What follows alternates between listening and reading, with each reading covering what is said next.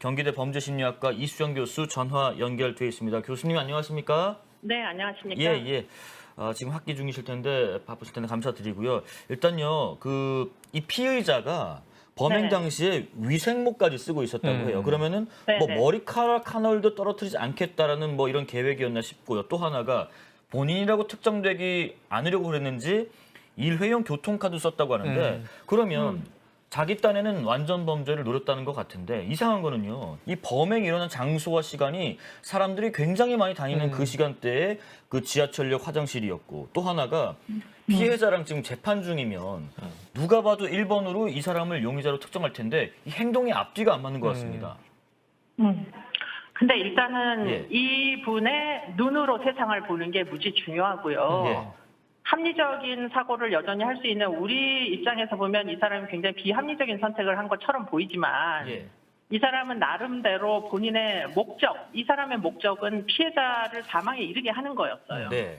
그렇기 때문에 사망에 이르는데 방해가 되지 않기 위해서는 최선을 다했는데 문제는 이 피해자가 사망한 다음에는 사실 이 사람은 아무것도 그 다음 생각을 해본 적은 없는 사람처럼 보이거든요. 예, 예. 그렇기 때문에 완전 범죄라고 이야기할 때 완전 범죄는 본인이 목표 달성을 하기 위해서 행동한 것까지만 완전한 어떤 행동의 과정인 거지 그 이후에 검거가 되던 말던 9년 구형하고 5년형이 나올 만한 상황이었는데 네. 5년이 아니라 50년형 무기징역이 나와도 이 사람 입장에서는 하나도 중요하지가 않은 거예요. 왜냐하면 예. 목표, 피해자를 사망에 이르게 하겠다는 목표는 달성했기 때문에 그만큼 그 얘기는 무슨 얘기냐면 그만큼 스토킹 범죄라는 건 매우 위험한 범죄다. 예. 이게 사실은 굉장히 집요하고 나중에는 이제 인지적인 왜곡이 심해지는 일종의 뭐 정신적인 문제라고까지 얘기할 수 있을 정도의 사고방식이 되기 때문에 네. 사실은 이런 사람들을 미리부터 개입을 해가지고 피해자 보호를 하고 분리시키고 이런 노력을 해야 되는데 지금 형사사법적으로 그런 종류의 스토킹 가해자들을 제재하기 위한 방법은 지금 전혀 집행을 안 하고 있어서 네. 그래서 이번에도 또 어리석은 피해자의 그 희생이 또 발생을 한 거죠. 네네. 또 하나가요. 범행 전에 그 법원에다가 선처발한다는 식의 반성문을 2달치나 냈다고 하거든요. 그러면 2달치나 선처발한다고 했는데 피해자를 살해했다. 이거는 정신적, 심리적으로 무슨 상태라고 봐야 되는 겁니까?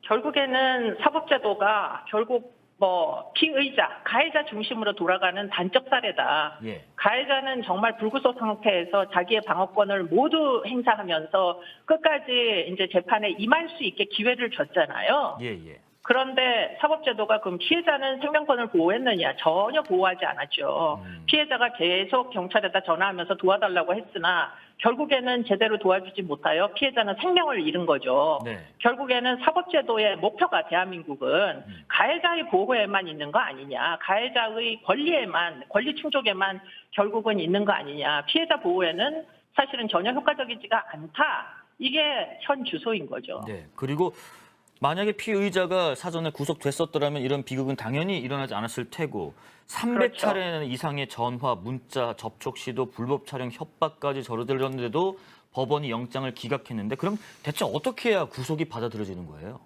법원이 애초에 10월 달에 영장 구속한 부분에 대해서는 사실은 그럴 수도 있다고 저는 생각을 합니다. 법원만 탓할 수가 없다고 생각이 들고요. 그런데 문제는 그렇게 해서 끝난 사건이 아니고 그 이후에 스토킹이 굉장히 심화가 됐고 그래서 2월 달에 스토킹 사건으로 또 입건이 되죠, 이 사람이.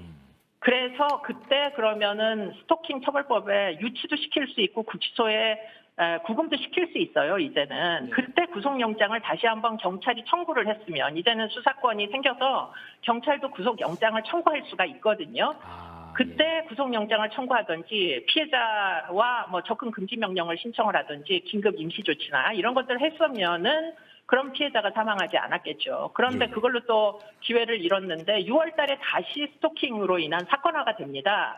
그래서 2월달 사건과 6월달 사건이 병합해가지고 이번에 성폭력 처벌법과 함께 이제 선고가 되기 직전이었거든요. 네. 그러니까 그렇게 병합만 행정적으로만 처리할 생각을 하지 말고 피해자를 보호하기 위해서 구속영장 청구해주고 피해자와 이제 100m 접근금지 명령, 응급조치 이런 것들 좀 해줬었으면 피해자가 지금 생존해 있지 않을까 이런 안타까움이 존재하는 거죠. 예. 그리고요, 뭐 스마트워치 얘기가 나오던데 피해자분이 스마트워치 착용을 원치 않았다고 하던데 그런데 궁금한 게요.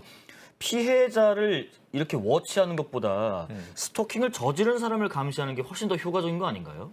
그렇습니다. 외국의 경우에는 스토커를 감시하지 피해자를 감시하지 않는 경우들이 다수 존재합니다. 그렇기 때문에 지금 우리의 경우에도 반의사 불벌죄를 없애고 결국은 지금 그 스토킹을 하는 사람들을 제재하는 방식으로 스토킹 처벌법의 기본적인 철학을 좀 관점을 바꾸는 것이 필요합니다. 네.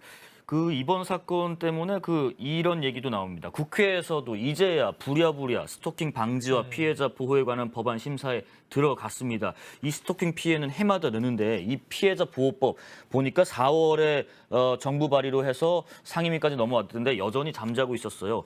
피해자 보호법은 지금까지 왜 이렇게 뒷전인 겁니까?